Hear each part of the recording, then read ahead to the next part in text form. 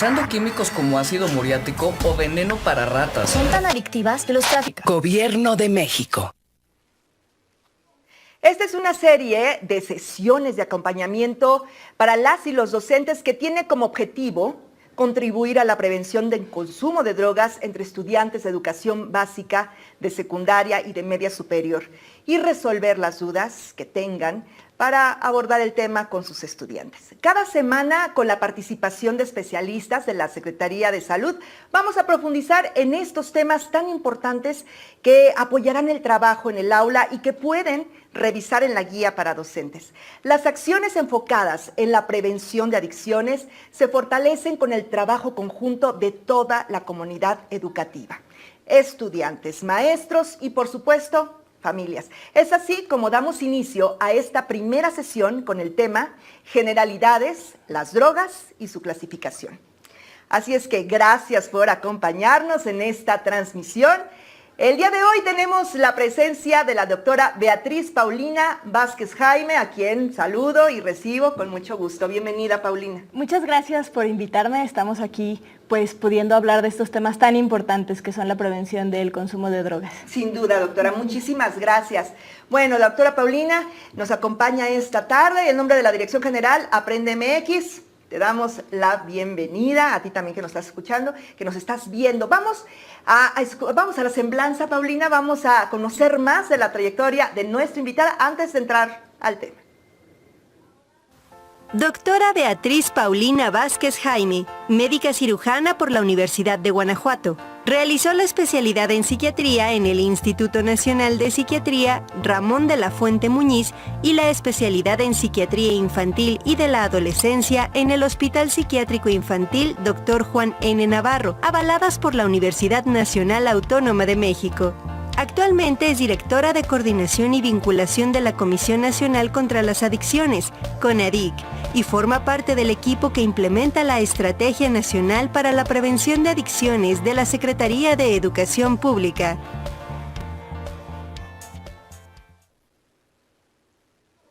A quienes nos acompañan en esta transmisión, les invito a que expresen sus dudas o comentarios, las iremos exponiendo con nuestra especialista, la doctora Paulina, a quien ya le cedo la palabra, así es que estamos atentas y atentos, doctora. Adelante, por favor.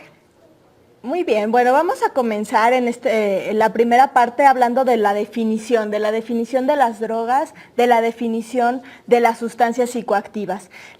Las drogas se denominan así, sustancias psicoactivas, porque van a ser todas aquellas sustancias que van a actuar en nuestro cerebro y van a producir diferentes sensaciones, diferentes emociones, y de esta forma vamos a llevar a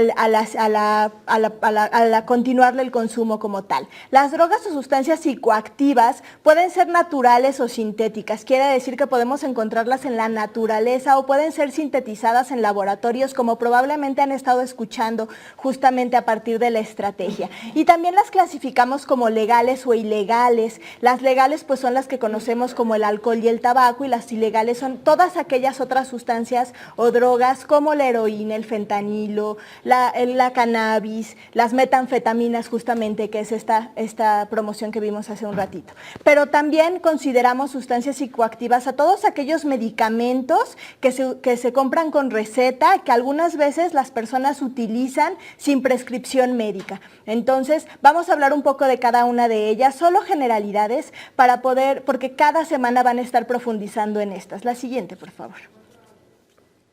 Como les mencionaba hace un ratito, las sustancias psicoactivas van a ser todas aquellas sustancias que van a inducir cambios en la regulación, tanto de las emociones como del pensamiento y de la conducta. ¿Qué quiere decir esto? Muchas veces cuando las consumimos podemos tener cambios en nuestro estado de ánimo hacia la euforia, o incluso podemos tener menor capacidad para tomar algunas decisiones, o estamos mucho más desinhibidos que cuando no estamos consumiendo las sustancias, y algunas otras veces nos permiten llevar a cabo algunas tareas que consideraríamos no poder llevarlas a cabo sin la sustancia, como son algunos de los medicamentos que les mencionaba que consumimos sin prescripción. La siguiente, por favor. Tenemos que tener bien en cuenta que el consumo de drogas va a ser un gran desafío para la población en general. Nosotros desde la salud lo consideramos una enfermedad, un trastorno como tal, pero influyen muchísimas cosas que desde la sociedad, desde la cultura y desde la comunidad pueden ir generando impacto para que las personas decidan consumir o no consumir, y situaciones que tienen que ver con el individuo para que las personas continúen con el consumo.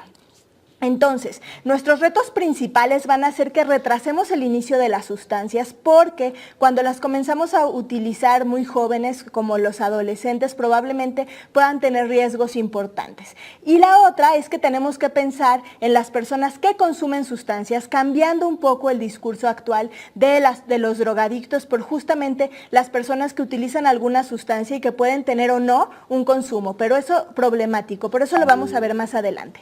Me pasa a la siguiente, por favor. Entonces, el uso de las sustancias sabemos que es un problema de salud pública, sabemos que va en aumento, que hace algunos años considerábamos que el inicio del consumo era entre los 17 y los 18 años y que ahora sabemos que, como justamente dijiste, Julieta, es a partir de los 13 y que los adultos jóvenes y los adolescentes son quienes más tienen riesgo para consumir y poder tener un problema en la edad adulta. Por lo tanto, es indispensable que con los adolescentes evitemos el consumo lo más que podamos. La siguiente, por favor. Nada más como introducción, sabemos que siendo un problema de salud pública, las sustancias psicoactivas o drogas van a tener que ver con diferentes situaciones para que las personas continúen consumiendo. Y más adelante vamos a hablar justo de las características de las sustancias, del ambiente y el entorno y de las personas que deciden consumir.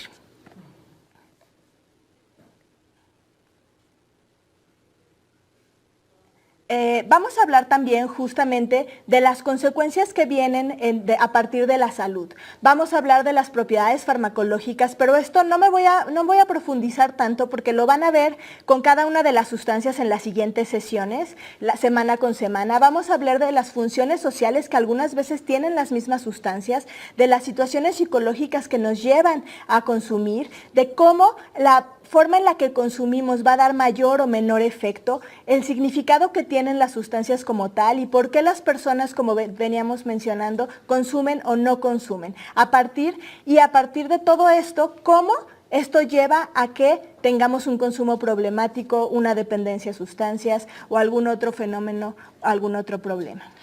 Doctora, vamos a hacer aquí este es el diagnóstico de la definición, pero vamos a hacer un lapso para las preguntas del público, por supuesto, porque si bien este es el primer bloque de la doctora, abarcando lo que es la definición de las drogas, hay dudas al respecto como esta. ¿Todas las drogas pueden generar adicción, doctora Paulina? Todas las drogas o sustancias psicoactivas tienen el potencial de generar una adicción. ¿Qué quiere decir esto? Actúan en diferentes áreas del cerebro y sí pueden llevar a que las personas, después de el consumo repetido de la sustancia, tengan una adicción. Hay personas que tienen más predisposición, mayor vulnerabilidad, más riesgo que otros, pero tienen ese potencial. ¿Cuál es el origen del uso de las drogas? Uy, pues esto podríamos ir hacia muchos áreas, ¿no? O sea, podrían ser situaciones que tienen que ver con el tener contacto con la sustancia. Podemos ir hacia situaciones que nos ponen en riesgo como individuos, desde enfermedades hasta otro tipo de vulnerabilidades sociales. Y también podemos ir hacia el efecto mismo de la sustancia que lleva a que las personas busquen seguir consumiéndola por el efecto que les da. Entonces, realmente no es solo una causa, no es solo una cosa lo que nos lleva a consumir, son la suma de muchas circunstancias que llevan a la persona a consumir, pero también a tener o no un problema de consumo de sustancias. Vaya, gracias doctora. ¿Cuáles son las principales consecuencias del consumo de las drogas?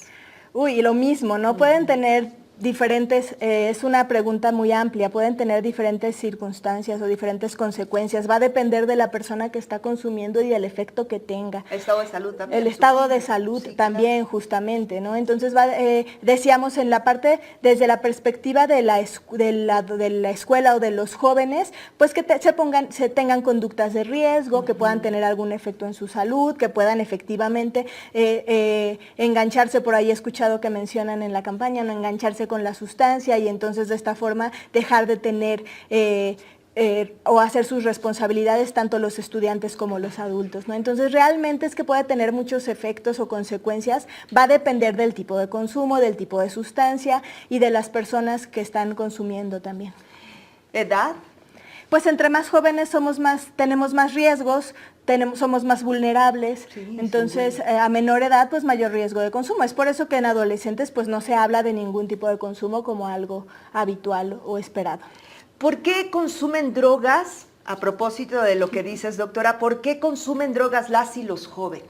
Bueno, también tenemos que reconocer que los jóvenes están en un periodo de desarrollo, donde algunas veces tener acceso a situaciones o a experiencias los pueden poner en mayor riesgo de consumir. Algunas veces solo porque la tienen ahí, ¿no? O sea, si hablamos, por ejemplo, de sustancias legales, pues a lo mejor a mí me puede parecer divertido como adolescente robarle un cigarro a mi mamá y entonces fumarlo, ¿no? Sí. Entonces, desde esa perspectiva, hasta situaciones mucho más complejas, donde a veces se denominaba hablar de automedicación, cuando nos sentimos tristes, nos sentimos ansiosos y de repente tenemos el contacto con alguna sustancia y vemos que eso nos quita ese estado emocional y entonces podemos llegar a consumir, ¿no? Entonces, incluyen muchas cosas, estas pueden ser algunas a las que están en riesgo los jóvenes.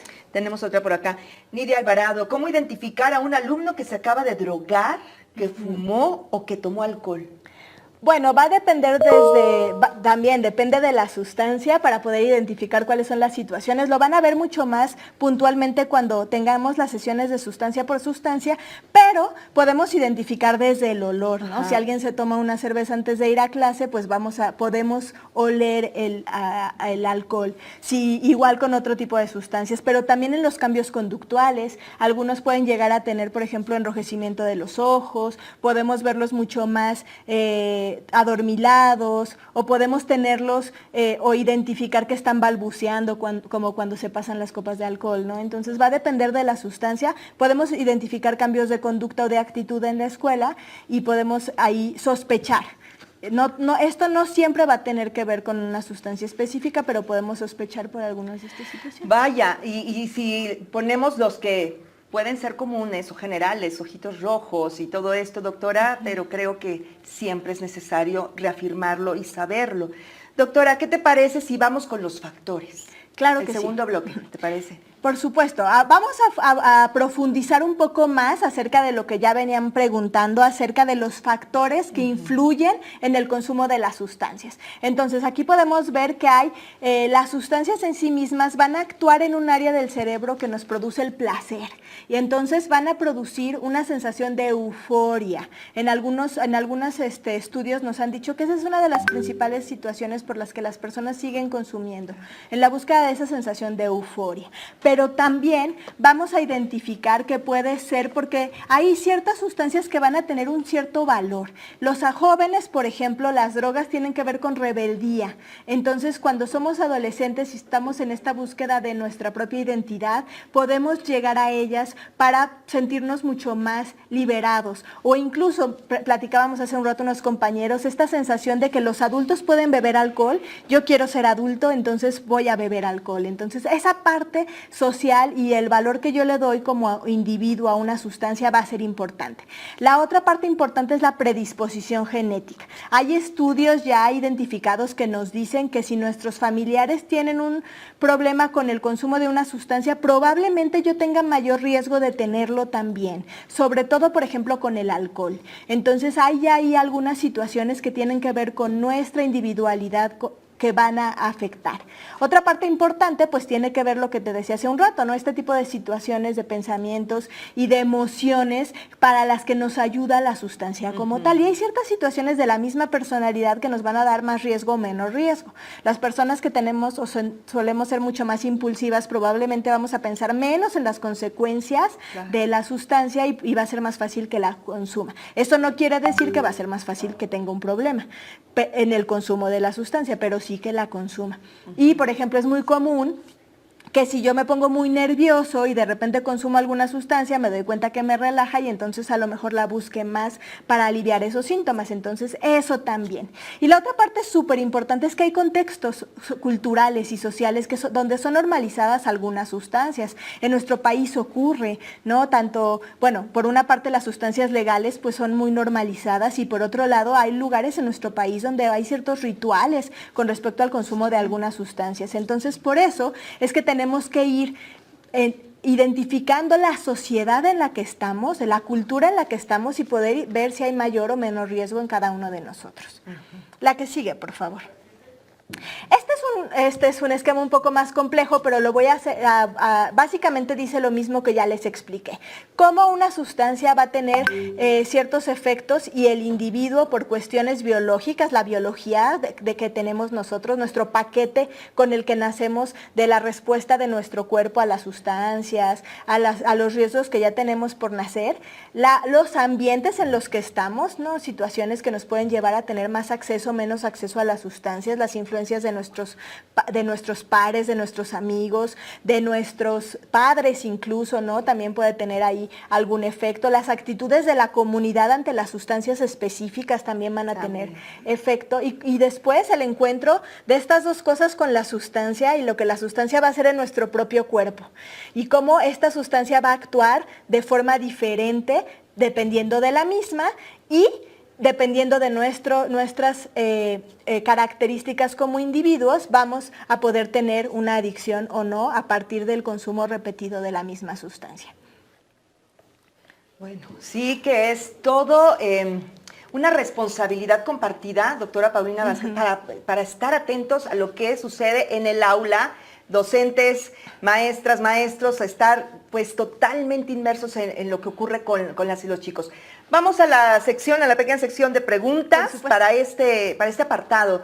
¿Cuántos tipos de droga hay, doctora? Pues en las clasificaciones hablamos de 4 tipos específicos. Hasta hace mucho tiempo había 3, los depresores, los estimulantes, los alucinógenos. Pero actualmente la cannabis ha salido de la clasificación dentro de los depresores y la han puesto en la parte de cannabinoides porque tiene efectos diferentes. Entonces diríamos que hay 4 grandes grupos de sustancias y dentro de esos 4 grandes grupos de sustancias vamos a encontrar a las diferentes sustancias por los efectos que producen. Pero en esta lámina lo podemos ver. Sí, ¿me pasas la siguiente, por favor? Y la siguiente. Aquí están los modelos que se estudian. Sí, esto ya fue lo mismo del consumo, que es lo que ya habías mencionado. Sí, esto ya lo fui, ahí estamos. Y esto es importante porque exactamente, las sustancias psicoactivas o drogas, que es como todos las conocemos, van a actuar y tienen ese nombre porque van directo a la función cerebral, ¿no? Y entonces estas van a llevar a darnos efectos compensadores y placenteros y algunos otros relajantes o analgésicos. Y esto va a llevar a que pues podamos tener mayor riesgo de seguir consumiéndolas. Y todas las sustancias van a actuar en ese sistema de placer, que conocemos como el sistema de recompensa, que si nos vamos un poco más hacia lo médico sería el sistema límbico, la parte más primitiva de nuestro cerebro que nos da esa sensación de placer. El consumo de sustancias se podría comparar con otras sensaciones placenteras naturales como sería la comida o el sexo. Entonces muchas veces de esa forma es que empezamos a sentir esa sensación placentera. Muchas sustancias van a activar este sistema de una u otra forma. Van indirectamente, no todas son específicas, pero todas llegan ahí. Y el tipo de sustancias, me pasas la siguiente. Aquí viene la explicación. Son las depresoras, las alucinógenas, las estimulantes y los derivados del cannabis, cannabinoides. Las depresoras lo que van a hacer es justamente suprimir o reducir los efectos corporales, algunas veces del sistema respiratorio, por ejemplo, ¿no? A relajar mucho más, como el alcohol, como los sedantes que utilizan para las anestesias, o como las benzodiazepinas, que ahora están muy de modas, como el clonazepam, seguramente todos ustedes lo han escuchado por estos retos que ha habido, y los inhalables también, ¿no? El tolueno, pero los inhalables se encuentran en muchos otros lugares, como en la pintura, incluso algunos útiles como los plumones pueden tener tolueno y es un inhalable como tal. Entonces, esas son las depresoras. Y los alucinógenos, pues su nombre lo dice, ¿no? Son las sustancias que nos hacen alucinar y que pueden ser como el famoso LSD, los hongos alucinógenos, el peyote.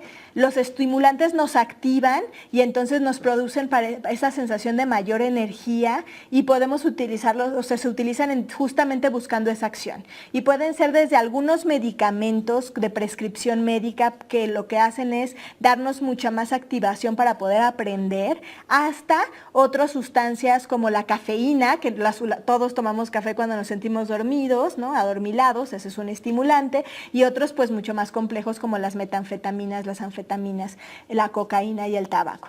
Y el área de los cannabinoides, que pueden ser el cannabis que todos conocemos o los cannabinoides sintéticos que sabemos ahora que ya se producen justo en laboratorios. Entonces, estos son ahora las nuevas clasificaciones. Todavía vamos a encontrar muchísimo el cannabis como depresor porque antes estaba en esa área de la clasificación. Bueno, sí que es necesario, esta vale la pena tenerla. Aquí tenemos otra, que es la vía de administración. Sí, la forma también, las sustancias no solamente van a tener que ver con cómo funcionan, sino cómo las consumo. Y entonces van a tener que ver, el efecto va a ser más rápido o menos rápido si lo tomo, si lo inhalo, si lo inyecto o si lo huelo también, ¿no? Entonces eso va a tener un efecto específico y nada más tiene que ver en cómo cada persona consume la sustancia, porque cada sustancia puede ser consumida de diferente forma. Vaya, más preguntas, doctora. Adelante. Bueno, Ernesto Morales, excelente tema, te dice, doctora Paulina. Carla María Falcón, ¿qué pueden hacer las autoridades escolares cuando son los propios familiares de los estudiantes quienes incentivan y facilitan el consumo de sustancias a los menores? Bueno, acá habría que identificar, ¿no? Porque justo es lo que decíamos a partir de la familia. Tenemos que ver qué es lo que está ocurriendo ahí. Normalizamos muchas veces ciertos consumos y entonces eso hace que pues parezca mucho más fácil que mi hijo se beba una cerveza conmigo a que se la beba solo.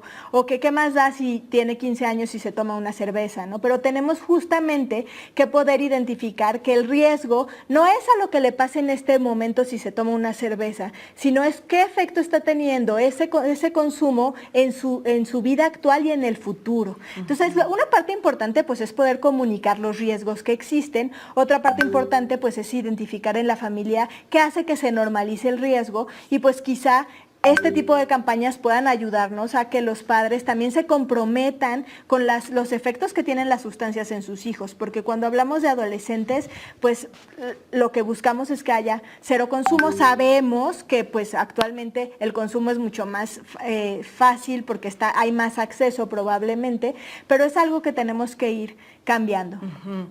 Beatriz DF, ¿el papel del Estado a través de los medios podría ser una opción? ¿Podría ser una opción para reducir, aquí, perdón que se me movió un poquito, para reducir, y más bien, para que estos programas traten de prevenir la inducción a las drogas y sobre todo meter más información? Ese es un comentario de Beatriz DF. Sí, claro, es justo lo que estamos buscando, ¿no? Con estas vinculaciones poder apoyar a reducir el consumo y prevenir. Esta es una campaña que nos habla de información acerca de lo que hacen las sustancias, pero también vamos a hablar de otras formas de prevenir ahorita más adelante. Muy bien, y luego tenemos también América Soraya, el fentanilo es rastreable en pruebas de laboratorio. ¿Y qué pruebas se hace para identificar si un alumno lo consume? Bueno, sí, la próxima semana justamente se va a hablar de fentanilo y podremos tener mucha mayor información al respecto, pero muchas veces lo que se rastrea es en la sustancia que contiene la sustancia como tal. El fentanilo pues es un opioide y lo vamos a ver la próxima semana. ¿Hay medicamentos que pueden considerarse drogas? Hay medicamentos que tienen efectos, justamente veíamos hace un rato los medicamentos de prescripción, que pueden generar una adicción. Por eso es que ahora hablamos de sustancias psicoactivas más que hablar de drogas y por eso las clasificamos de esta forma. Pero sí hay algunos que pueden ser potencialmente adictivos y lo que se recomienda es que se tomen solo bajo prescripción médica, que no se abuse de ellos. Doctora Paulina Vázquez, ¿cuál es la vía de administración más peligrosa? Pues va a depender de la sustancia, pero probablemente podríamos decir que la intravenosa, porque no solamente es el riesgo del efecto de la sustancia, sino también pues de adquirir otro tipo de enfermedades. Si alguien consume alguna droga ocasionalmente, una sola vez, ¿Se le considera un adicto? No, y qué bueno que lo mencionan porque esto es súper importante. Sí. También algo que estamos buscando es empezar a cambiar un poco el lenguaje para no estigmatizar a las personas que consumen por un lado y que sí tienen un problema por consumo de sustancias, pero también porque las sustancias en sí mismas, algunas tienen mayor potencial adictivo y también lo vamos a ver a lo largo de las sesiones, pero no todas ellas van a considerarse una persona adicta si se consume una vez. Muchas veces tienen consumos experimentales, pero todas tienen riesgos por diferentes circunstancias dependiendo de la vulnerabilidad de las personas. Vaya, bueno, tenemos también el tipo de consumos, doctora. Sí, esto es importante porque vamos a identificar los tipos de consumo dependiendo de cómo consumimos, el efecto que tiene la sustancia y si esto puede llegar a tener un efecto mayor. Vamos a pasar la siguiente, por favor. La intoxicación, pues justamente va a ser el efecto que yo tengo cuando consumo. Entonces, si bebo y me mareo, esa es una intoxicación por alcohol, ¿no? Si fumo y entonces me siento más activo, pues ahí probablemente también, entre más fume, más efecto voy a tener. Y así con cada una de las sustancias. Entonces, la intoxicación van a ser los efectos que tiene la sustancia al entrar en mi cuerpo, que van a afectar mi pensamiento, que van a afectar mi conducta y que van a probablemente llevarme a tener algún otro tipo de situaciones como tal. Y va a depender de qué tanto consumo. A mayor consumo, mayor intoxicación, del tiempo que dura la sustancia en mi cuerpo y de cómo la metaboliza mi cuerpo, porque hay personas que pueden metabolizar el alcohol más rápido y entonces parece que consumen más y tienen menos efecto, o las mujeres que metabolizamos mucho más lento y entonces pues, es más fácil que se nos suba el alcohol a un hombre, por ejemplo, ¿no? Y eso solo tiene que ver por sustancias que tenemos en nuestro cuerpo que nos ayudan a procesar el alcohol. Entonces eso también va a depender la intoxicación a partir de esto. Y también va a depender de cómo consumo, de la presentación de la sustancia. La siguiente, por favor. El episodio de consumo nocivo o consumo perjudicial es justamente ese momento en el que yo consumí la sustancia y que al consumirla voy a tener un efecto negativo en alguna circunstancia, con las personas con las que estaba, en mi cuerpo como tal, se me pasaron las copas y entonces tuve un accidente, me caí, yo qué sé, eso podría ser algún efecto por el consumo nocivo. No necesariamente tiene que ver con una dependencia. Muchas veces va a incluir daños específicos a la salud como tal. No hay personas que sí, por un consumo excesivo de alcohol pueden terminar en el hospital, sí puede ocurrir, ¿no? Pero va a depender de la persona. Y esto va a llevar a síntomas específicos como tal. Entonces, el episodio de consumo perjudicial es un episodio donde tuve alguna dificultad, algún problema grave o algún problema con las personas de mi entorno por consumir sustancias. La que sigue, por favor. El patrón de uso nocivo ya es un uso repetitivo de consumo de sustancias que genera un daño a mi salud mental o física o provoca alteraciones en mi comportamiento que tienen daños en otras personas con las que yo convivo como tal. Entonces esto, para darle, aquí dice que por lo menos 12 meses, aquí nos referimos a la clasificación de las enfermedades, hablamos de un patrón de uso nocivo cuando he tenido estas dificultades por consumir una sustancia durante un año entero. Antes de eso pensaríamos que pueden ser un consumo perjudicial de sustancias. La que sigue, por favor.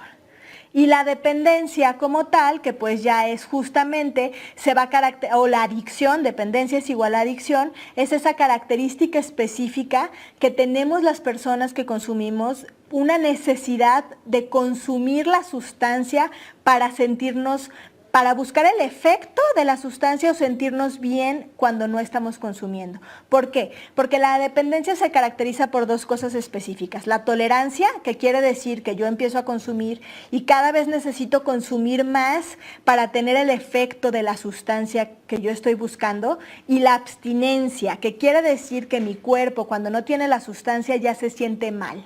Y entonces ya va buscando a la sustancia para no sentirse mal, no para sentirse bien, que era el principio, ¿no? Eso es lo que marca la dependencia también. Para no sentirse mal. Bueno, es que es por eso que cuando hay personas que viven una resaca, claro, en un comparativo con el alcohol, es eso. Siguen tomando para no sentirse mal. Así es. Seguimos con las láminas, doctora, qué interesante. Así es. Bueno, como ya hemos dicho durante mucho tiempo, vamos a hablar justamente de que hay mayor riesgo cuando consumimos sustancias entre los 10 y los 18 años. Si me pasas la siguiente. Los estándares de calidad de prevención nos dicen que tenemos que empezar desde antes, no tenemos que llegar al consumo, tenemos que empezar a prevenir desde antes del comienzo del consumo, y eso es pues en los primeros años, ¿no? Con diferentes especificaciones. La siguiente, por favor. Entonces, el consumo de una sustancia no va a ser suficiente para tener un consumo perjudicial o una dependencia. Esto es importante. Como lo mencionamos antes, el consumo de una sustancia que lleva a una dependencia va a requerir de muchos factores que se suman para que la persona pueda llegar a tener esto, y puede ir desde la biología hasta dificultades en general. Entonces, me pasas la siguiente, por favor. Cuando hablamos de la adicción, los trastornos o trastornos por consumo de sustancias, que así los definimos los especialistas de la salud mental, van a ser justo ese problema crónico que tiene recaídas constantes, que nos lleva a buscar la sustancia de forma compulsiva para evitar las consecuencias de la abstinencia como tal. El no sentirse mal, así es. Y se considera un trastorno mental, una enfermedad, pero tenemos que tomar en cuenta que un porcentaje menor de las personas que han experimentado con sustancias van a tener un trastorno por consumo de sustancias. Entonces, tenemos que poder definir cuando hablamos de un consumo nocivo, de un patrón de consumo nocivo o de una dependencia como tal. Y esto va a ser bien importante pues también para poder diferenciar y saber qué tipo de tratamientos requerimos. La que sigue, por favor. Hablamos también, y lo hemos ido repitiendo, que la adolescencia va a ser una etapa que nos da mayores riesgos. La adolescencia es un periodo en el que estamos expuestos a ideas, estamos expuestos a conductas, buscamos la novedad, estamos en busca de nuestra propia identidad, somos más rebeldes, incluso hay quienes dicen que adolescente que no es rebelde no es adolescente, ¿no? También. Y entonces todo eso los pone en mayor riesgo de consumir o de buscar, y si además tenemos amigos que consumen, pues eso nos pone en un riesgo mayor, porque en la adolescencia buscamos pertenecer a un grupo. Es parte importantísima del adolescente la pertenencia, y entonces algunas veces para pertenecer se comienza a consumir. Y eso es importante que lo tomemos en cuenta. Entonces, el deseo de asumir el rol de los adultos, como mencioné antes, también va a ser un riesgo para el consumo en la adolescencia. Y por eso va a ser bien importante que como adultos que convivimos con adolescentes o que convivimos con menores, con niños incluso, pues empecemos a ayudarles a tener mayores habilidades que les lleven a reflexionar, que les lleven a tener mayor resiliencia, que les lleven a tener mayores habilidades sociales para protegerlos del consumo, incluso aprender a decir no, ¿no? Esa parte también es importante. La que sigue, por favor. ¿Qué otra cosa es importantísima cuando hablamos del consumo en adolescentes? Que el cerebro en los adolescentes todavía no ha terminado de desarrollarse.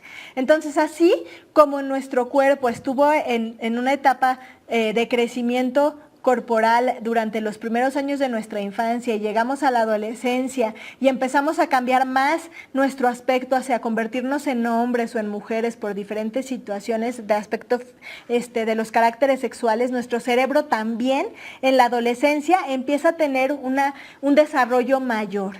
Y justamente en esta etapa empezamos a especializar nuestras neuronas también. Entonces el cerebro no termina de desarrollarse hasta entre los 21 y los 25 años. Esto quiere decir dos cosas: que nuestro cerebro, sobre todo en la parte frontal, en la parte de esta parte que tenemos atrás de nuestra frente, se llama corteza prefrontal principalmente, es la última que termina de desarrollarse, y esta corteza prefrontal es la que nos ayuda a poner límites, es como nuestro freno como tal. Por eso si ustedes piensan en cuando éramos adolescentes, probablemente algunas conductas que tuvimos entonces no las tendríamos ahora. Y podemos decir, ay, ¿cómo me atreví? Pero es justo por eso, porque la corteza, el cerebro se termina de desarrollar después y entonces ese freno no lo tenemos del todo desarrollado en la adolescencia. Eso nos da mayor riesgo también como jóvenes. Los más vulnerables, doctora. Así es. Y bueno, todo esto que ya habíamos hablado sobre que tienen mayor riesgo de engancharse con la sustancia y tener mayores dificultades porque también está en desarrollo su identidad, su proyecto de vida y pues sí, puede tener ahí alguna situación que afecte. Bueno, pues estamos descubriendo tanta información, la información que está compartiendo la doctora Paulina Vázquez nos lleva ahora a este tema, que es el tipo de consumo. Los tipos de consumo, doctora, también es necesario estar atentos a eso. Sí, bueno, tenemos que identificar que va a haber diferentes tipos de consumo, ya lo veníamos platicando hace un rato, pero también tenemos que identificar que en los adolescentes muchas veces lo primero que van a tener acceso va a ser pues las sustancias legales, ¿no? O sea, básicamente lo primero que van a ver puede ser una cerveza en casa o algún cigarro con los familiares. El cigarro ya, por todas las campañas que ha habido ya probablemente se consume menos, pero ahora hay mucho consumo de vapeadores, por ejemplo, con esta sensación de menor riesgo, entonces pues ahí eso va a llevar a que los chicos tengan mayor consumo de sustancias como tal. Y muchas veces se comienza consumiendo de forma experimental y poco a poco se empieza a consumir semanalmente, diariamente, hasta que llegamos ya a un consumo perjudicial como tal, que puede ser desde atracones de consumo el fin de semana hasta consumir diariamente y dejar de tener las actividades como tal, las diarias, ¿no? Entonces hay que estar como, no solamente decididos a tener más información, sino compartirlo en el aula, que es el fin y el objetivo de este programa. Ahora, ¿qué estamos viendo en esta lámina, doctora? Bueno, aquí como les decía hace un rato, el cerebro va a terminar de desarrollarse hasta la adultez. Y entonces el cerebro se desarrolla de abajo para arriba y de atrás para adelante. La parte interna es el área que nos mantiene vivos, después viene el área del sistema de recompensa, del sistema del placer, y la corteza cerebral es la parte más externa del cerebro y se va a ir desarrollando hasta llegar al frontal como tal. Y aquí podemos ver una lámina de cómo se ve el cerebro en algunos estudios cuando tenemos 5 años hasta que tenemos 20, cuando ya está completamente desarrollado, y les decía hace un rato que es entre los 21 y los 25 años, cuando ya se termina de desarrollar completamente. Y en la adolescencia hay como un boom de desarrollo cerebral, donde empezamos nuevamente a tener mayor actividad, mayor especialización de las células del cerebro, y entonces por eso también es que los adolescentes duermen mucho más, porque están justo como en el sueño, teniendo todos estos efectos. Por eso hay que hacer énfasis en esta etapa, por todas las razones que ya compartiste, doctora Paulina, es necesario estar tan atentos. ¿Tenemos más láminas o empiezo con algunas preguntas? Adelante, sí, vamos con las Teresa preguntas. González, ¿es importante el acompañamiento de la familia y de instituciones públicas para quienes consumen ese tipo de sustancias? Sí, totalmente. Lo primero que tendríamos que poder identificar es que todos formamos parte de la prevención. No solamente es algo que recaiga en las personas, en los trabajadores o los servidores de salud, sino que todos formamos parte de la prevención, y creo que esta campaña puede ser un ejemplo de eso, ¿no? Podemos, de todos aquellos que estamos en contacto con niños, con adolescentes, incluso con adultos, podemos mejorar y prevenir el consumo perjudicial de sustancias. Eli Pérez, esta información es importante del conocimiento de todas las personas, de toda la sociedad. Hay papás muy jóvenes con fuertes adicciones que están ocasionando severos trastornos en niñas y niños. Gracias por tu comentario, Eli Pérez. Muchas gracias. Elvi Isabel Rodríguez, excelente tema, buenas tardes, Escuela Secundaria, profesor Manuel de los Ríos Cárdenas, turno matutino, gracias por estos temas tan interesantes. Saludos también para ti, Elvia Isabel, muchas gracias. Ángel Olmedo, los antidepresivos, es una pregunta en YouTube, ¿los antidepresivos desde su función química son considerados drogas? Bueno, va a depender de cómo se identifique. Si buscamos en algunas clasificaciones, pues todo aquello, sustancias psicoactivas pueden ser, pero los antidepresivos, si pensamos que la definición de droga es producir una adicción, no. Porque los antidepresivos no tienen el potencial de producir adicción en las personas. No actúan sobre el sistema de recompensa, tienen otros efectos distintos a nivel de la corteza cerebral y de otras áreas del cerebro, no producen esa sensación de euforia que producen las drogas, no tienen estos efectos específicos de abstinencia como tal, son medicamentos como tal que permiten o nos ayudan justamente a trastornos específicos. Entonces realmente no podría entrar dentro de esta clasificación. Gracias, doctora Rosy Francisco. Buena información, me ayuda a fortalecer lo que debo integrar de información y me ayuda obviamente a impartirla en la escuela. Es una muy buena estrategia. Muchas gracias, Rosy. Centro Roma, ¿tiene relación al temperamento con la probabilidad de consumo de drogas? Esa es una pregunta muy interesante. Sí. Y bueno, gracias, Rosy, porque justo para eso estamos aquí, para que la información que te damos y a todos ustedes, todas y todas ustedes que les damos, les pueda ayudar para que justamente lo que van a hacer en las aulas. Entonces, por favor, si tienen más dudas, pregunten para que podamos en esta hora resolverlas. En esta lámina que tenemos aquí podemos identificar que si hay factores de riesgo que tienen que ver con la percepción del riesgo de las sustancias. Entre menor riesgo crea yo que producen las sustancias, es más fácil que consuman. Entonces, por eso estas campañas que informan acerca de los riesgos pueden tener un efecto.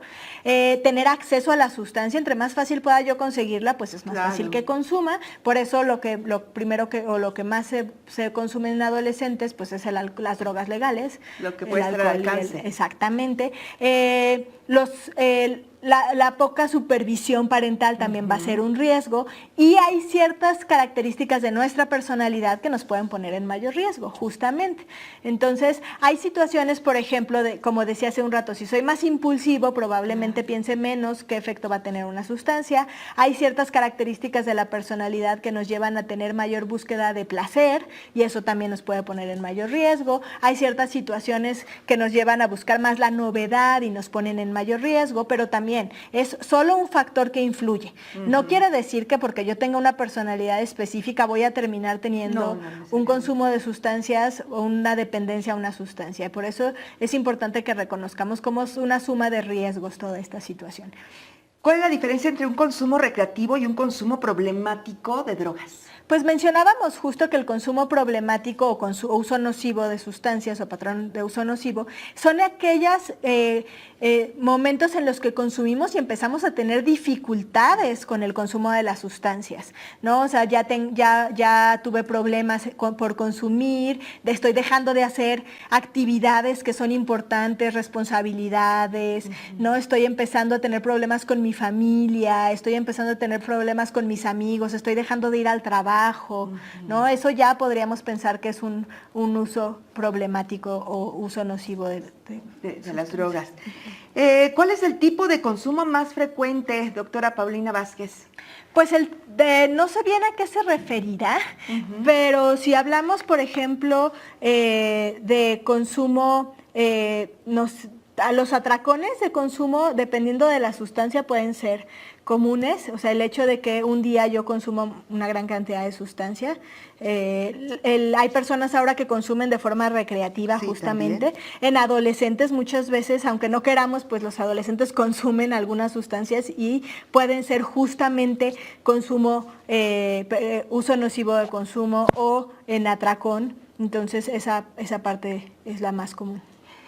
En relación con la salud, ¿existen consecuencias a corto plazo? Algunas sustancias tienen consecuencias a corto plazo, claro que sí. Algunas los tienen más a largo plazo, y ese es uno de los problemas más importantes, porque yo puedo consumir hoy y no tengo aparentemente ningún efecto, y entonces me sentí tan bien que mañana vuelvo a consumir y tampoco tengo un efecto, y entonces así voy, hasta que llega un momento en el que tengo un problema de dependencia de consumo. Pero también esto no pasa en todas las personas, esto no porque hoy yo consumo una sustancia, mañana voy a tener una dependencia. Es una suma de todo. De todo. Bueno, ¿cómo prevenir el consumo? Ya nos adelantabas en esta lámina. Sí, decíamos justamente que los programas para de prevenir el consumo, lo primero que tenemos que buscar es evitar el consumo en jóvenes, retrasar lo más que podamos el inicio del consumo de las sustancias y pues a poder tener o identificar cuando se empieza a experimentar con sustancias para hacer una consejería, sobre todo si estamos hablando de jóvenes. La que sigue, por favor.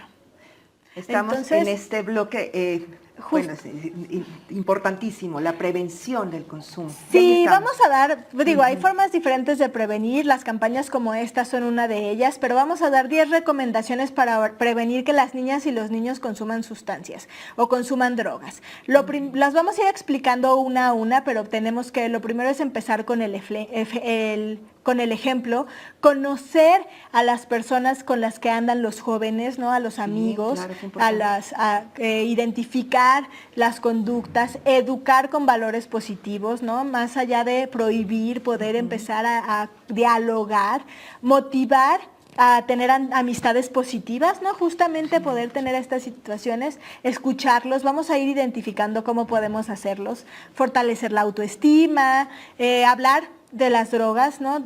Tener claro cuál es el papel que fungen las drogas en la familia como tal, enseñar a decir no, justamente, promover las actividades sanas y aprender a identificar señales de alarma. Pero vamos a ir viendo cada una de estas. ¿Me pasas la siguiente, por favor? Entonces, hay que hacer alternativas de prevención como situaciones sencillas, ¿no? Muchas veces podemos empezar justamente aumentando las redes de apoyo, hablando más con nuestros adolescentes, mejorando la comunicación entre los padres, entre los hijos, entre los docentes, en las escuelas mejorando la comunicación de los docentes para con los padres de familia también puede ser una forma, y de los docentes cuando identifican cambios en los alumnos. Eso va a ser importante. Y con hacer justamente alternativas de intervención. La siguiente, por favor. Empecemos poniendo el ejemplo. Niñas, niños y adolescentes aprenden más de lo que hacemos que de lo que decimos. Y eso es importantísimo. ¿Cuántas veces yo no he visto a los adolescentes en la consulta que llegan y me dicen, es que mi mamá me dice que no haga esto, pero lo hace? En la escuela no puedo hacer esto, pero la maestra lo hace. O mis compañeros sí pueden hacerlo. Eso es importantísimo. Tener una coherencia, una congruencia. Sí, claro. No podemos confundirlos. Justamente, tenemos que, si vamos a buscar que los jóvenes tengan una conducta positiva, nosotros tenemos que empezar por tenerla también. Con el ejemplo se predica, ¿no, doctora? Así es. Esa es parte muy importante. Reflexionar justamente sobre qué alternativas hay para esto, ¿no? Algunas veces podemos sentirnos como adultos señalados por situaciones específicas que marcan este tipo de campañas, y la realidad es que más bien empecemos por reflexionar qué conductas estamos teniendo y qué les estamos mostrando a nuestros adolescentes, y eso va a ser el primer paso. Analizar justamente las normas, las reglas que tenemos en casa, cómo podemos normalizar o no el consumo de algunas sustancias, las consecuencias. Eso es lo primero. Y no solo nos va a ayudar para prevenir consumo de sustancias, sino nos va a ayudar pues también para poder tener un mejor diálogo con nuestros adolescentes, ¿no? Sí, sin duda. Empezar poniendo el ejemplo. La siguiente, por favor. Conocer a las amigas y a los amigos. A lo mejor como docentes va a ser sencillo poder identificar con quién se está juntando nuestro alumno o nuestra alumna, pero como familiares probablemente pueda ser más difícil. Entonces es importante que supervisemos las amistades que tienen nuestros hijas e hijos, nuestros alumnos, para poder identificar si tienen conductas saludables o no, y a partir de eso es una primera forma de prevenir, ¿no? Y impulsar las conductas saludables. La que sigue, por favor. Educar con valores positivos justamente hacia la vida, ¿no? Cuando solicitamos el respeto de los otros, tenemos que empezar por respetar nosotros también. Entonces, como docentes, tenemos que empezar a tomar en cuenta también a los adolescentes, que tienen muchas ganas de expresarse y que algunas veces podemos no tomar en cuenta tanto lo que están diciendo porque los vemos muy jóvenes y que no tienen experiencia, pero ellos también tienen deseos de hablar de las cosas que les están pasando. Entonces, reflexionar justo sobre la importancia de las sustancias o de algunas otras situaciones en conjunto va a ser bien importante, y que empecemos a motivar en valores adecuados y positivos para nuestra vida y para la vida escolar. Totalmente de acuerdo. La siguiente. La siguiente, por favor. Motivarlos a tener grupos de amistades positivos. Básicamente, muchas veces los chavos no saben muy bien qué hacer y entonces no tienen actividades específicas y empiezan a tener algunas conductas ahí que pueden ser problemáticas, ¿no? También es parte de los jóvenes de repente molestar un poco, tener actividades, como decíamos al inicio, de rebeldía. Entonces, si nos enfocamos a estas situaciones pues más positivas, y empezamos a tener grupos culturales dentro de las escuelas o actividades de lectura, deporte, que muchas de ellas tienen, pues va a hacer que las amistades tengan mayor actividad como tal, ¿no? Y que esto pueda mejorar o disminuir los riesgos. Hay una teoría que se llama la teoría del ambiente enriquecido, que justamente habla de cómo el poder tener herramientas alrededor que nos generen placer también va a prevenirnos de consumir sustancias. Y eso es algo indirecto, ¿no? O sea, es algo que aprendimos a lo mejor desde la infancia y no necesariamente en la adolescencia. Entonces, eso va a ser importante. Todo el entorno. Así es. La que sigue, por favor. Escucharlos, y esto ya habíamos escuchado, ya habíamos oído a sonar de escúchalos antes, ¿no? Es una parte importantísima. Los jóvenes quieren hablar, pero muchas veces se sienten juzgados por los adultos, y al sentirse juzgados por los adultos, pues eso hace que pues no se abran como tal. Y entonces muchas veces como docentes podemos justamente ser esa pauta para que ellos puedan platicar con nosotros y se acerquen a nosotros cuando tienen alguna inquietud, justamente, ¿no? Cuando se sienten no escuchados. La que sigue, por favor. Fortalezcamos su autoestima. Si creemos en los jóvenes, si creemos en ellas y ellos, pues eso va a hacer que también ellos crean en sí mismos. Desde la teoría de los vínculos, ¿qué quiere decir esto? Desde la teoría de cómo nos relacionamos con los otros, que nuestros cuidadores principales, nuestros cuidadores primarios, tengan y crean en nosotros y estén para nosotros, fortalece nuestra autoestima. Entonces, desarrollar la autoestima va a ser parte importante para que ellos se sientan más capaces de decir que no y de poder sentirse mucho más seguros de sí mismos. La que sigue, por favor. Hablemos sobre sustancias, pongamos reglas en casa sobre lo que es consumir o no consumir drogas, platiquemos sobre las consecuencias de las drogas en la escuela, como justo se va a hacer en esta campaña, expliquemos cómo cada una de estas sustancias va a tener efectos para que también ellos sepan cuál es la razón por la que se les está diciendo que no consuman. No solamente es te prohíbo consumir, sino existen todas estas situaciones que te ponen en mayor riesgo a ti como niña, niño, adolescente, si consumes sustancias. Y a partir de eso, pues que también ellos tengan esa capacidad de decisión. La que sigue. Ya lo habías mencionado, doctor, qué importante, saber decir no. Sí, aprender a decir no es importantísimo, porque muchas veces una de las razones por las que más consumen los jóvenes es por la presión social. Porque están los amigos tomando están los amigos bebiendo y entonces ándale, ¿por qué no? Qué aburrido. Y entonces si ellos tienen muy claro por qué no quieren consumir y se sienten mucho más seguros al decir que no, va a ser una forma de protegerlos para que no lo hagan.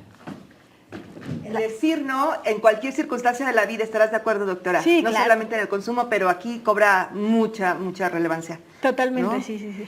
Y Por eso, tenemos preguntas, por eso sí adelante. Es necesario, ¿no? Pero seguimos con las láminas y si quieres al final dejamos las preguntas. Creo que ya nos quedan un par. La que sigue, por favor.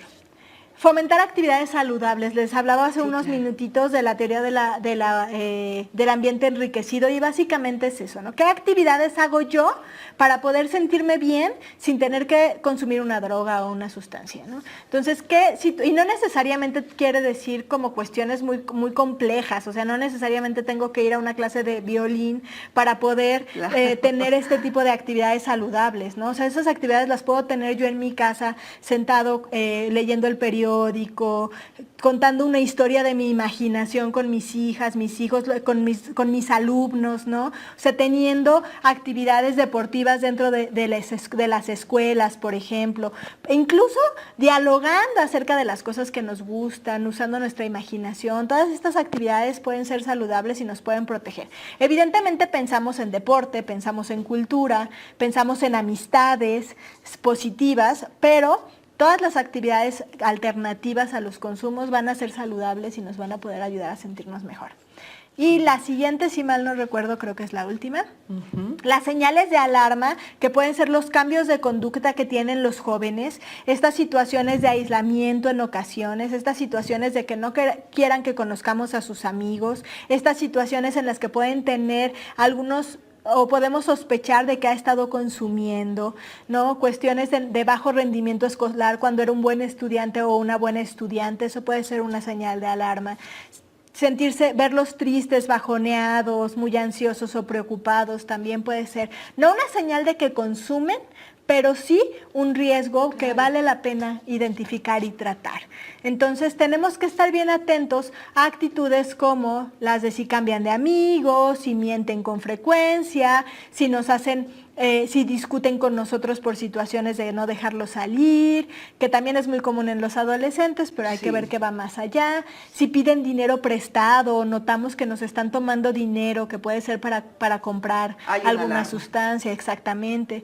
Esto de que bajen de calificaciones es súper importante, ¿no? Y a veces no, estos datos de alarma no siempre van a ser de consumo, pero quieren decir que algo está pasando y hay que poner atención.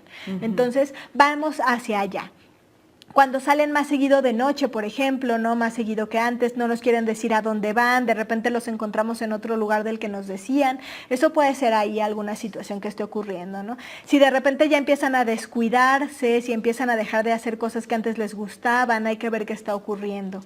Si ya tienen síntomas físicos de ojo rojo, balbuceo, más irritabilidad, pero como les mencionaba hace un rato, no necesariamente tiene que ver con el consumo, pero vale la pena sospechar que algo pasa y que es importante identificar. Observarlo.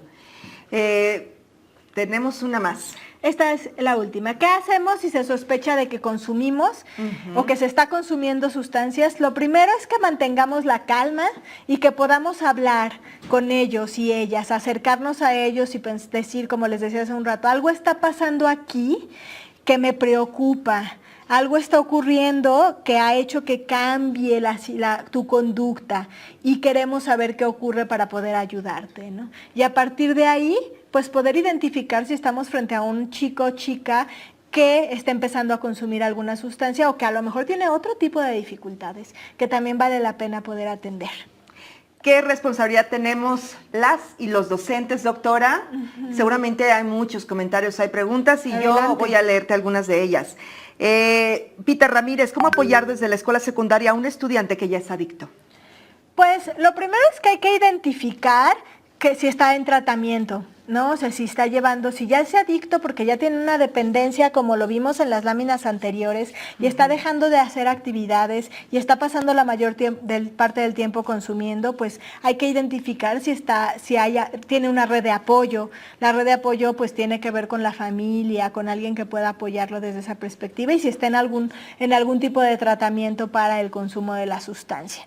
Y a partir de ahí, pues, quizá llevar un acompañamiento con él y la familia. Y las y los docentes, ¿verdad? En ese núcleo estamos inmersos. Marita Juarecita, ¿cómo proceder para que docentes que tienen alguna adicción, alcoholismo, por mencionar alguna, mejoren a nivel personal, ya que deben ser el ejemplo de sus estudiantes? Bueno, es complejo porque como adultos también tenemos problemas y dificultades y entre ellas podemos tener un trastorno por consumo de alcohol, una dependencia al alcohol. Entonces, lo primero es identificarla. A veces es el primer problema, lo más difícil, ¿no? Que nosotros mismos reconozcamos que tenemos un problema de consumo. A partir de eso, poder también ir a una valoración para identificar qué tipo de problema tenemos y entonces pues poder apoyarlo justo desde esta perspectiva. Jorge Alberto Reyes, ¿cómo evitar que se despierte la curiosidad al desarrollar el tema en secundaria? ¿Puede pasar, doctora?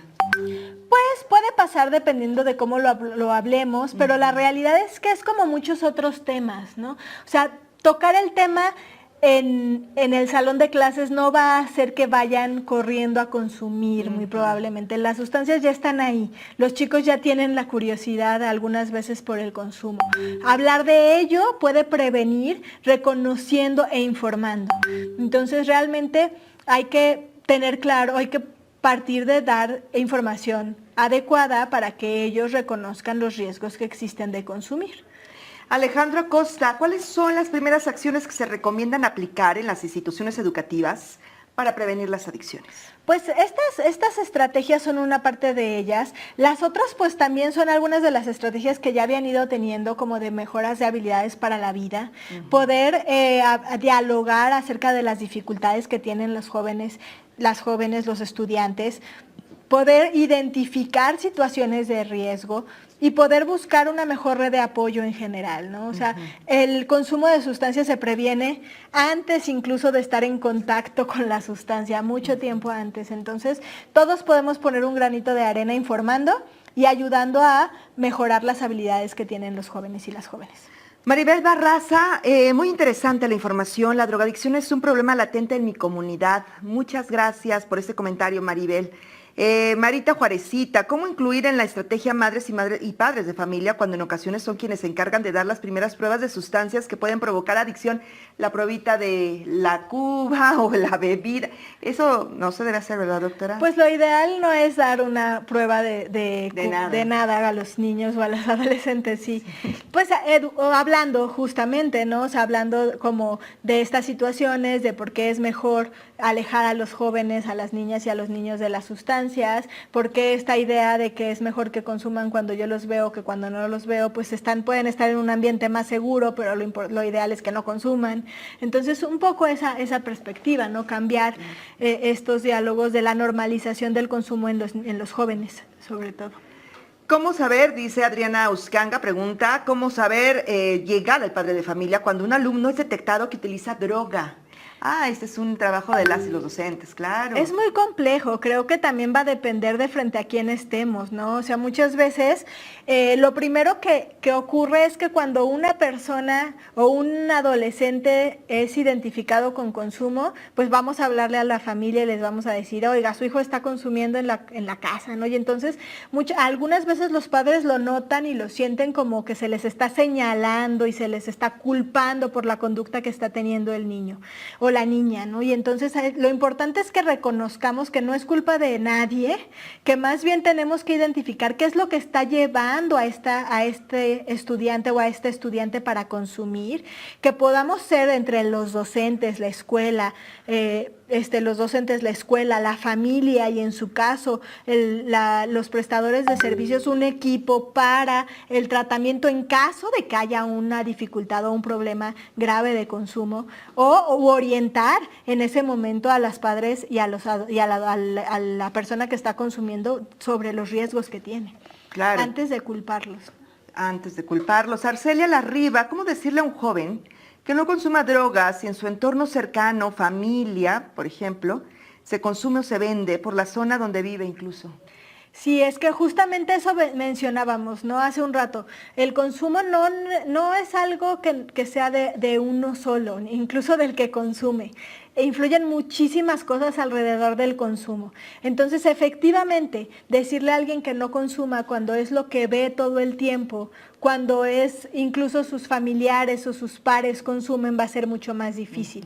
Pero hay que identificar justamente qué está ocurriendo ahí y pues informar, ¿no? O sea, hablar de las cuestiones, buscar dentro de esa este complejo fenómeno cultural también y social que tenemos que lleva a las personas a consumir, si hay algo que pudiera ayudarle a dejar de consumir, a buscar otra perspectiva, otros planes de vida, un proyecto como tal hacia donde quiere ir. Aquí sí voy a hacer un comentario que hago en la consulta, ¿no? O sea, identificando qué es lo que tú quieres hacer, qué tipo de adulto quieres ser, esto que estás haciendo te acerca o te aleja de eso que tú quieres. Y a partir de eso, poder empezar a trabajar en esa perspectiva. Porque si lo hacemos general, es muy complejo, ¿no? O sea, no hay una receta de cocina para ayudar a una persona específica. O sea, tenemos que individualizar, tenemos que acercarnos a la persona y tenemos que buscar que encuentre el sentido en otras situaciones. Es muy complejo. Muy complejo. Gracias, doctora. Muchas preguntas y comentarios. Bueno, Vanessa Bravo de BLE, excelente información. Gracias, Vanessa. Juan Vela, muchas felicidades.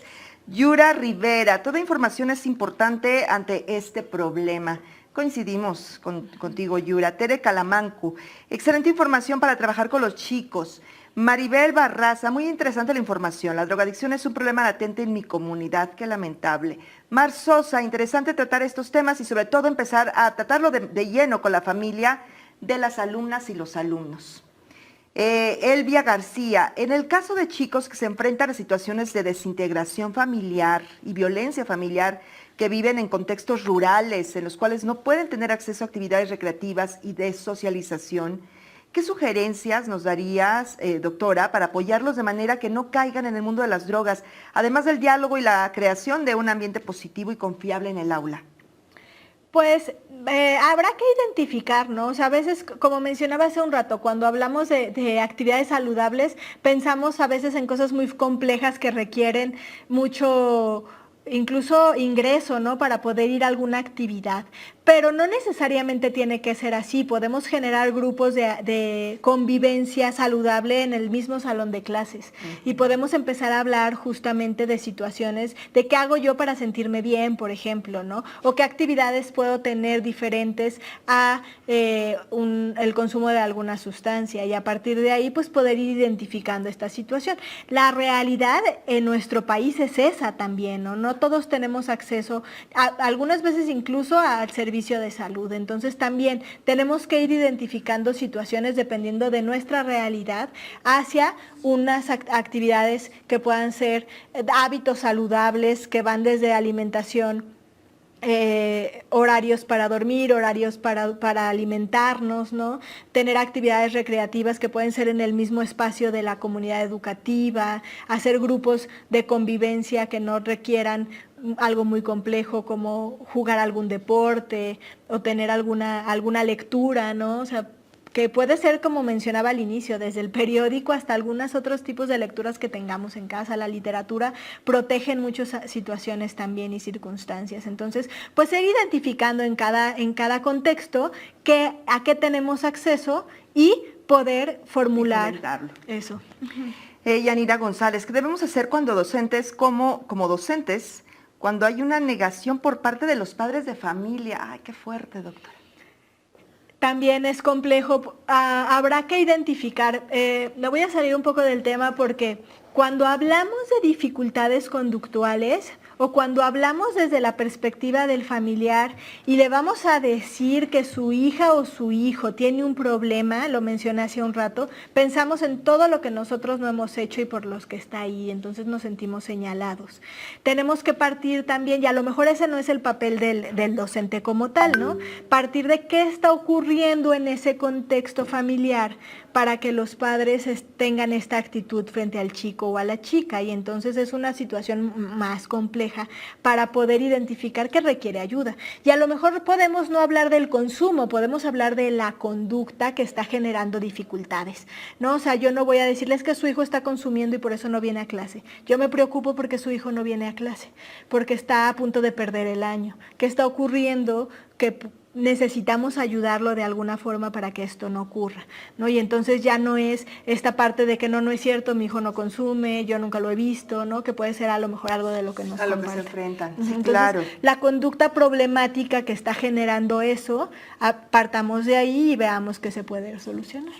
Michelle Martínez, para que un trabajo de prevención es sumamente importante, que sea un trabajo integral, padres de familia, docentes y escuela.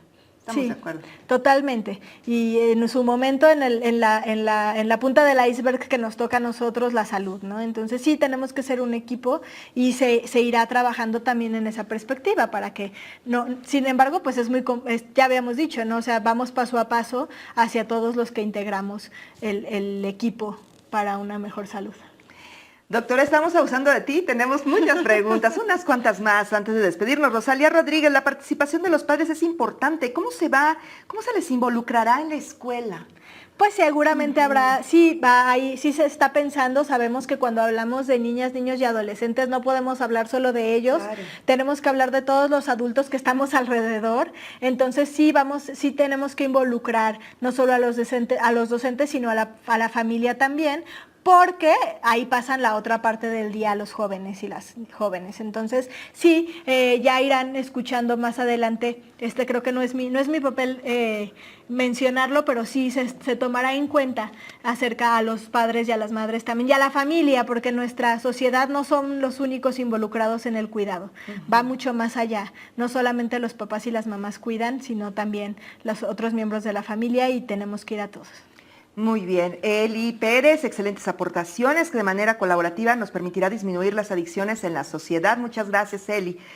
Silvestre Ríos, ¿qué estrategia nos podría sugerir para atacar e informar el consumo de drogas con alumnos y padres de familia como docentes? Pues un poco es lo que busca esta estrategia, estar informados sobre los riesgos, poder hablar desde la verdad, o sea, desde las situaciones que sí producen las sustancias, buscar mejores alternativas frente al consumo y pues poder acercarnos a los jóvenes para ver hacia dónde ir con cada uno de ellas y ellos. Lord Klaus, para los jóvenes que tienen adicción y que a la familia es de escasos recursos, ¿hay instituciones o dependencias que brinden apoyo gratuito, doctora? Sí, están las instituciones de la Secretaría de Salud, está la línea de la vida, ahí se puede llamar y a partir de ella pueden darles algunas referencias a dónde acudir justamente, dependiendo de dónde se encuentre, habrá probablemente algún lugar más cercano o a dónde se pueda ir. Pero sí, las instituciones de la Secretaría de Salud no tienen costo.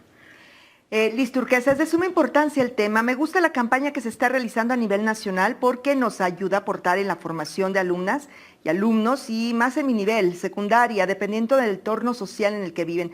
Ojalá la información llegue a todos los rincones y se pueda trabajar para apoyar tanto a padres y alumnos. Estoy de acuerdo en la prevención y dar a conocer el tema para preparar a los alumnos a decir no y que tomen sus propias decisiones. Muchas gracias, Liz Turquesa.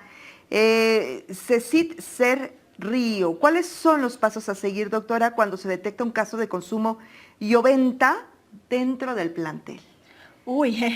Bueno, los protocolos a seguir tampoco es que surjan desde nuestra Secretaría de Salud, más bien es más interno, sí. Pero lo primero es identificar sin criminalizar y sin juzgar a la persona que está consumiendo, ¿no? O sea, poder identificar qué es lo que está ocurriendo, qué lo ha llevado a consumir, probablemente hablar justamente con los cuidadores o con los familiares responsables para poder llevar a un tratamiento si es que tiene un problema de consumo o una consejería si es que hay que solo informarle acerca de cómo reducir o cómo prevenir los riesgos del consumo y posteriormente, pues sí, en caso necesario acudir a un centro de tratamiento o mejor dicho a una atención como tal, ¿no? Ahí es donde entramos servidores de salud a poder identificar si estamos frente a un consumo problemático o estamos frente a una dependencia o un consumo experimental que con una consejería puede parar. De acuerdo a la clasificación que ya nos compartiste, doctor. Rocío López Urbina considera un acierto abordar en el aula esta problemática social para prevenir en vez de lamentar situaciones futuras que afecten gravemente a la sociedad. Estamos de acuerdo contigo, Rocío López, muchas gracias. Yola Ramírez, esta plática, ¿dónde se puede volver a consultar, doctora Paulina? Ay, pues aquí sí, más bien en las redes, esta es donde la están pasando y supongo que también ahí podrán volverla a ver, pero eso ya también se los informarán más adelante.